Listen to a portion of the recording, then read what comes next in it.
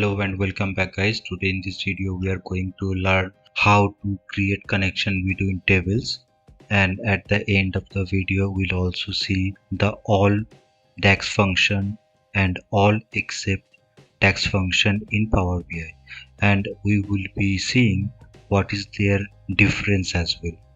So let's begin. So now let's open the datasets into our Power BI model, and I'll choose first date table and I'll click on open. It will take some times, and now it will be choosing the sheet, and we'll click on transform data. In this window we will be correcting all the data types. So since here as you can see that date is not in correct format, so I'll choose only date instead of date and time, and right now all our looks fine. So I'll click on close and apply. Changes will be taken place and our date table will be loaded into the Power BI model. Now we will be choosing the rest of the two other tables in the same way. Now we will be choosing the product table. I'll be clicking on product and click on open. I'll choose the sheet, click on transform data. As you can see in this case all are fine, so I'll click on close and apply. Our product table also has been loaded. I'll choose the sales table now, click on open. I'll click on the sheet, click on transform data. As you can see that here is also the date column has some problem. I'll choose instead of date and time, I'll choose date. Now it looks fine, so I'll click on close and apply.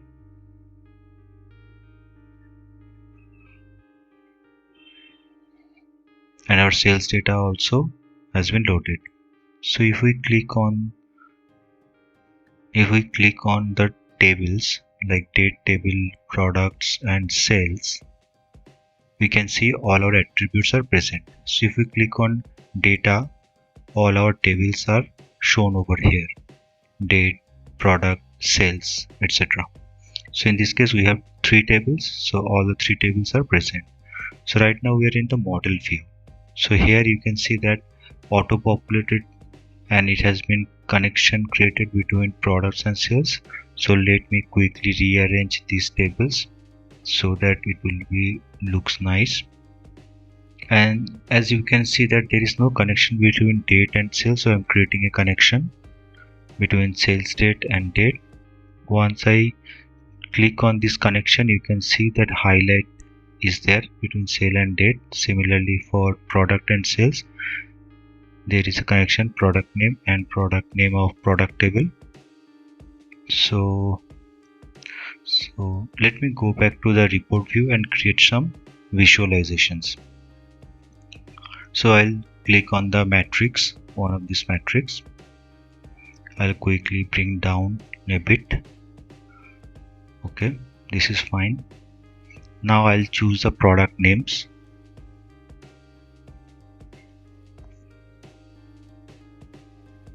I'll create a new measure because I'm going to create the total sales, and let me write it as total sales instead of measure.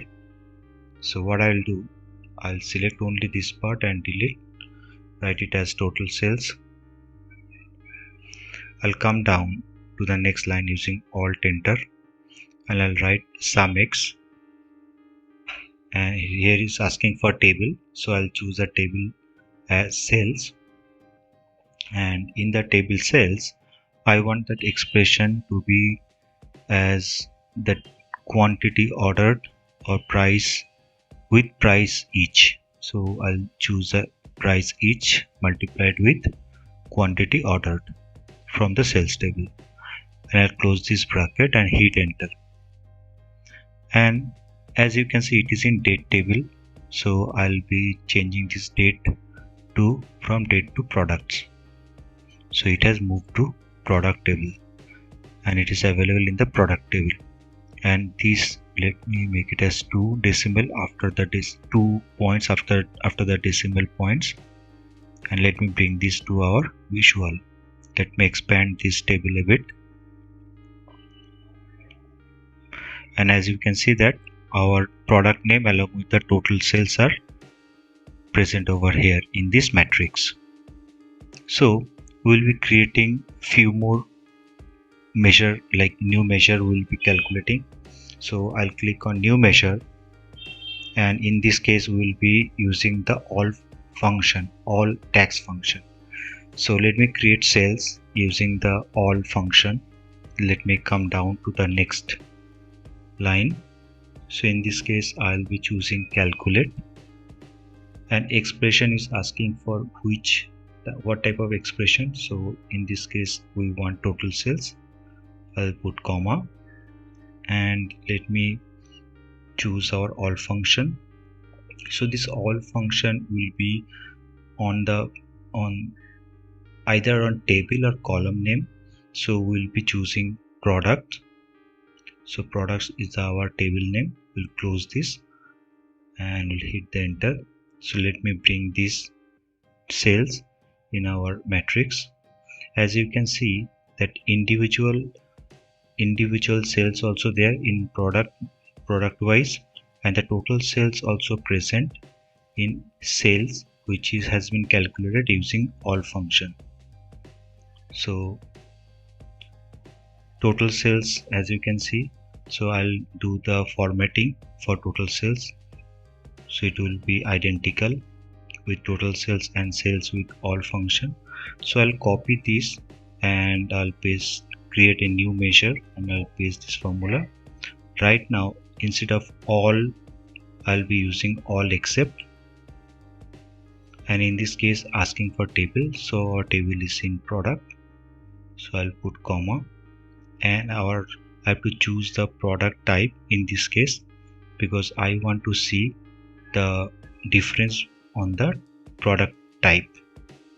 So I'll close this and hit the enter key, and let me bring this into our what happened. Okay, so the name is identical, so instead of all I have to write it as all space except, because all sales all is already there. So I'll hit enter. Yeah, now it has come. So all except sales.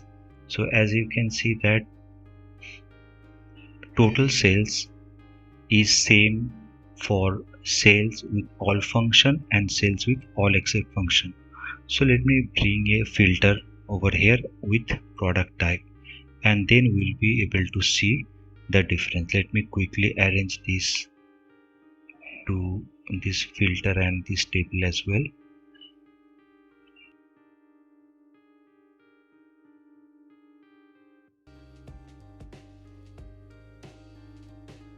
So as you can see that once I choose this apparel product type, it has changed the total sales and the all except, but it has not changed the all function.